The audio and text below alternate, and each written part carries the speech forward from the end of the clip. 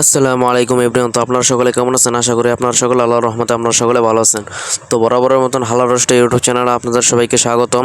তো আজকের ভিডিওটা মেন টপিক হচ্ছে যে অ্যাডভান্স গেমিং নিয়ে, যে সে নাকি অ্যাডভান্স গেমিং যে ইউটিউব চ্যানেলটা তার, সে নাকি ইউটিউব ছেড়ে দিয়েছে। এ আল্লাহ, আমাকে তুমি উঠায় নাও।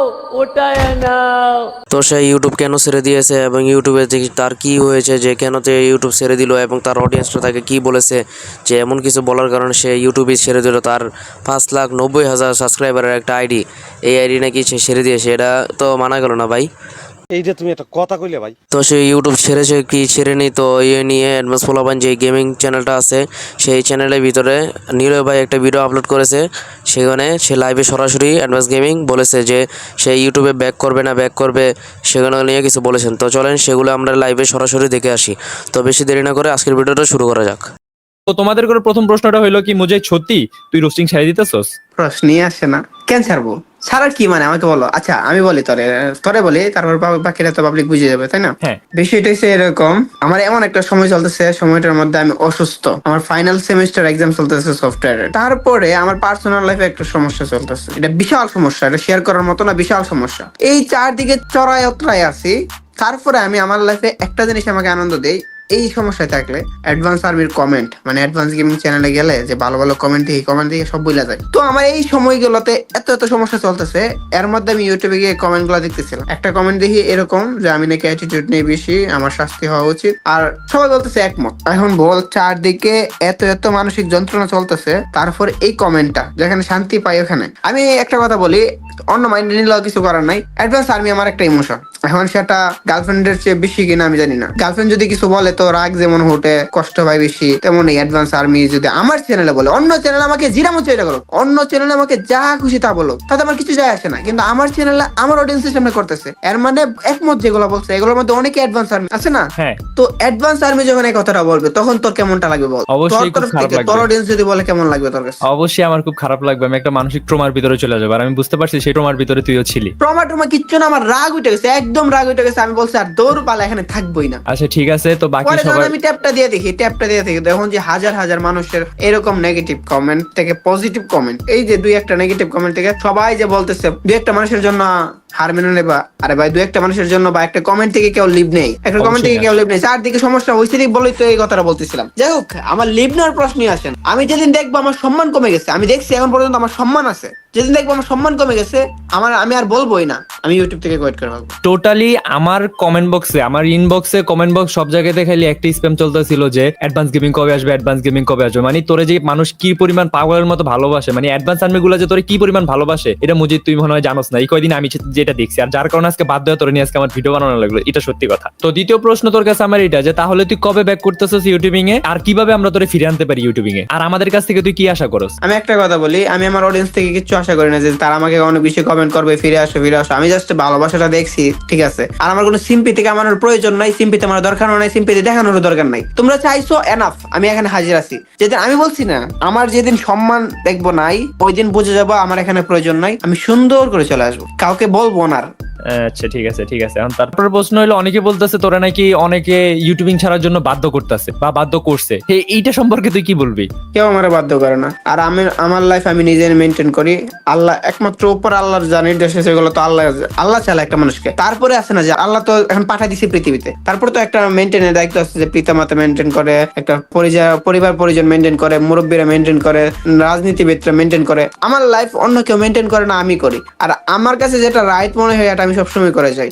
আমি একটা জিনিস ভাবি, নৈতিক মূল্যবোধ অবশ্যই রাখতে হবে, ইসলামিক জিনিসগুলো মাথায় রাখতে হবে, এগুলো রাইখা যদি আমার কাছে এটা রাইট মনে হয়, আমি কোনো অন্য মানুষের কথা কান দেই না। আমার কাছে যদি এটা আসলে রাইট মনে হয়, আমি আর পিছিয়ে দেখিও না, তাকাইও না, আমি এটাই করে যাই, এটা নিয়ে ভেবে যাই। আমি মানুষের কথা শুনে পিছিয়ে যাওয়ার লোক না, ঠিক আছে? হ্যাঁ, আর ওই আরেকটা প্রশ্ন আমরা আরেকটার উত্তর আমরা পাইলাম না, যে তুই কবে ইউটিউব নিয়ে ব্যাক করতেছিস? ইনশাআল্লাহ খুব শীঘ্রই তোর ভিডিওর সাথে হয়তো আমার চ্যানেলে ভিডিও আপলোড হয়ে যেতে পারে। যাক আলহামদুলিল্লাহ।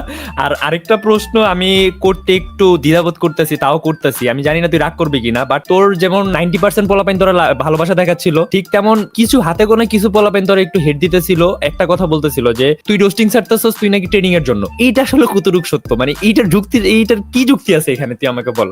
এটার কোনো যৌক্তিকতা নাই, কারণ ট্রেডিং তো ইনকামের জন্য আসছে, ঠিক আছে? ট্রেডিং আমি লাক্সারি ট্রেডিং কন্টিনিউ তো করবো। আমি যদি অ্যাডভান্স গেমিং ছেড়ে দিই তো ইউটিউব ছেড়ে দেবো ট্রেডিং এর জন্য, এটা তো হয় না। আমি তো ইউটিউবিং করবো অবশ্যই।